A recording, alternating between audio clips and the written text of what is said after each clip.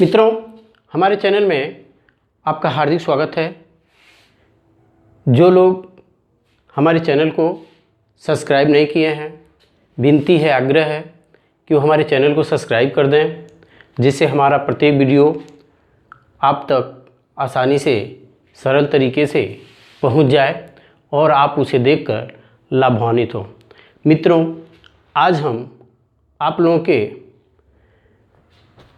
बीच में IP Pavlov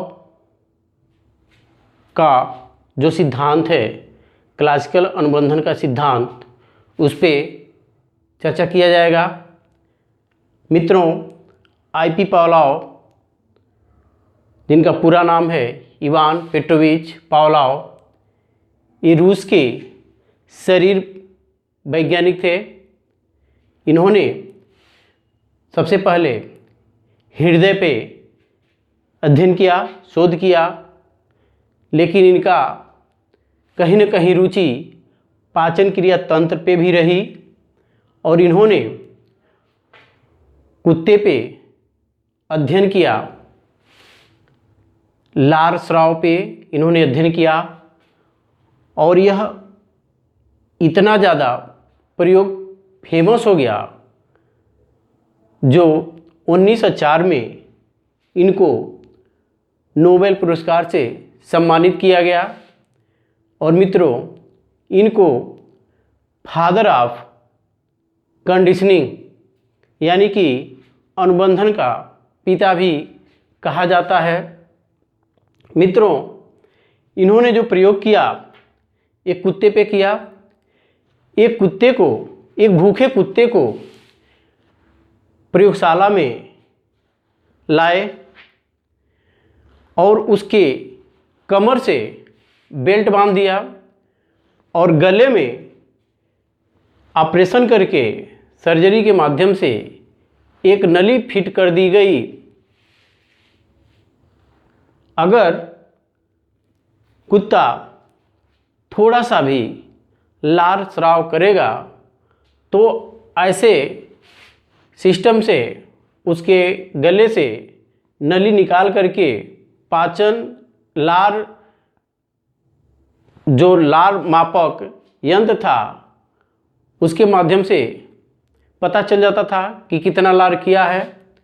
इन्होंने कुत्ते के गले में ऑपरेशन जो किया था, जो पैरोटीड ग्रंथि से निकलने वाली लार नली से होकर बाहर जाती थी, उसके माध्यम से जांच आ जाता था, पता चल जाता था। तो मित्रों, इन्होंने उसको एक भूखे कुत्ते को सबसे पहले क्या किए कि घंटी बजाए और घंटी बजाने के 8 सेकंड के बाद उन्होंने भोजन दिया। दिन भर में 3 प्रयास किए जाते थे और जो तीसरा प्रयास था वह 30 सेकंड के बाद भोजन दिया जाता था। इस तरह से लगातार कई दिन तक प्रयोग किया गया। पहले घंटी बजाया जाता था, उसके बाद मीट पाउडर जो भोजन चूर्ण था उसके सामने ऑटोमेटिक विधि से आ जाता था और पावलोव एक ध्वनि रहित कक्ष से प्रयोगशाला में जो ध्वनि शांत प्रयोगशाला था उसमें एक किनारे बैठ करके पर्दे के पीछे से देखते थे कि कुत्ता किस तरह का व्यवहार कर रहा है। तो मित्रों, घंटी बजाते थे, भोजन देते थे, लार आ जाता था। फिर घंटी बजाते थे, भोजन देते थे, लार आ जाता था। फिर घंटी बजाए और एक समय ऐसा आया कि घंटी बजाए लेकिन भोजन नहीं दिए, फिर भी लार आया। ऐसा क्यों हुआ मित्रों? ये अनुबंधन के कारण हुआ। अनुबंधन किसे कहते हैं? जब कोई उद्दीपक किसी अनुक्रिया के बीच कोई साहचर्य संबंधित स्थापित कर ले और व्यक्ति व्यवहार करना शुरू कर दे, उसे अनुबंधन कहते हैं। मित्रों, इनके प्रायोगिक प्रक्रियाओं पे एक बार ध्यान देते हैं किस तरह इन्होंने प्रयोग किया। मित्रों, यहाँ पे जो है पहला था अनुबंधित उद्दीपक। अनुबंधित उद्दीपक यानी भोजन, पहला प्रयोग किए समसामयिक अनुबंधन। तो इसमें क्या था, अनानुबंधित उद्दीपक, दूसरा था अनुबंधित उद्दीपक यानी घंटी।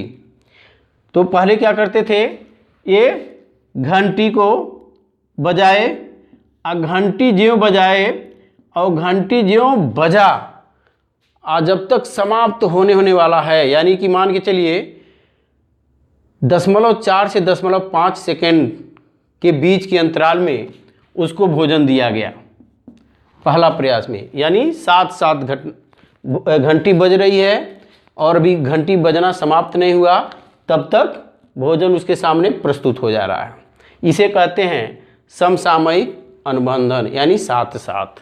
ठीक है, अब दूसरा क्या है, दूसरा है विलंबित अनुबंधन। इसमें क्या है, अनुबंधित उद्दीपक यानी घंटी पहले बजाया जाता है और घंटी बजाने के बाद, घंटी जब बंद हो जाती है उसके बाद भोजन दिया जाता है।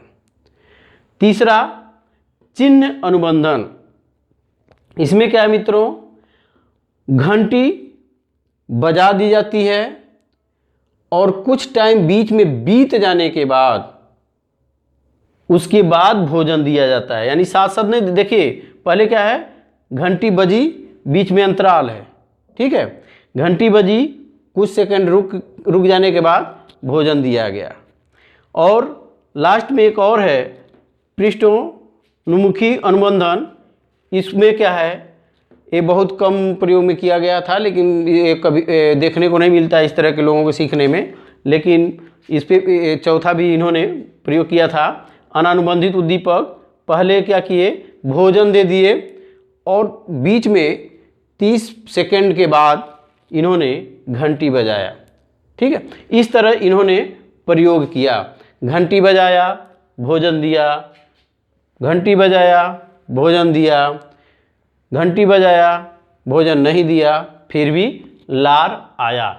इस तरह भी कह सकते हैं मित्रों कि घंटी घंटी बजा, भोजन दिया गया, लार आया। ठीक है, फिर घंटी बजाया गया, भोजन दिया गया, लार आया। तीसरी बार घंटी बजा, भोजन नहीं दिया गया, लेकिन लार आया। ठीक है, यानी कि कुत्ता जो है अब भोजन के जगह पे अब घंटी को संकेत समझ लिया, जान गया कि घंटी बजने से ही भोजन आ रहा है, यानी वो परसेप्शन कर ले रहा है, अनुबंधन कर लिया, सीख गया कि घंटी बज रही है तभी भोजन आ रहा है। यानी घंटी को अब वो भोजन की परसेप्शन करने लगा। अब इसको एक झलक और इसका जो प्रायोगिक जो नाम है उस पर एक बार चर्चा करते हैं। इनके जो प्रयोग का नाम है, कई तरह के नाम रखे गए हैं। एक है अनुबंधित अनुक्रिया का सिद्धांत, ठीक है, दूसरा क्लासिकी अनुबंधन का सिद्धांत, ठीक है, तीसरा प्रतिवादी अनुबंधन का सिद्धांत, चौथा टाइप यस का सिद्धांत, पांचवा लार्मय सिद्धांत, ठीक है, और छठवां है प्राचीन अनुबंधन का सिद्धांत, और नेक्स्ट है संबंध प्रतिक्रिया का सिद्धांत।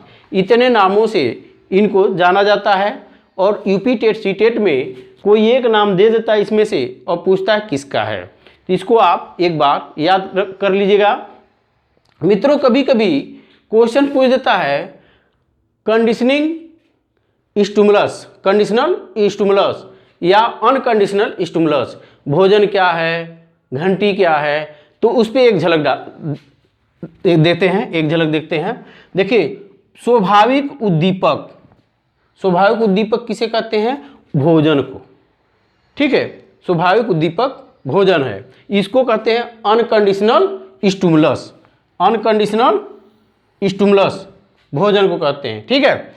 इसको स्वाभाविक उद्दीपक भी कहते हैं, अनकंडीशनल स्टिमुलस भी कहते हैं। दूसरा है स्वाभाविक अनुक्रिया, इसे कहते हैं अनकंडीशनल रिस्पांस, अनकंडीशनल रिस्पांस, यानी कि स्वाभाविक उद्दीपक को देख करके लार कर रहा है, ठीक है।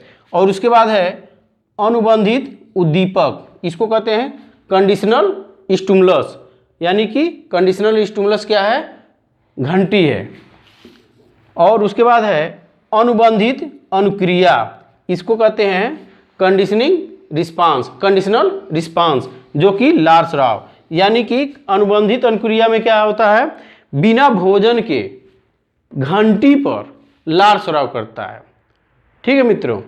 अब नेक्स्ट आपको नेक्स्ट वीडियो लेकर आएंगे, इसी तरह से प्रायोगिक जो भी हैं उसको उस पर चर्चा किया जाएगा, और इसको आप एक गहन दिमाग में रख लीजिएगा, कॉग्निटिव में रख लीजिएगा, इससे क्वेश्चन आते हैं।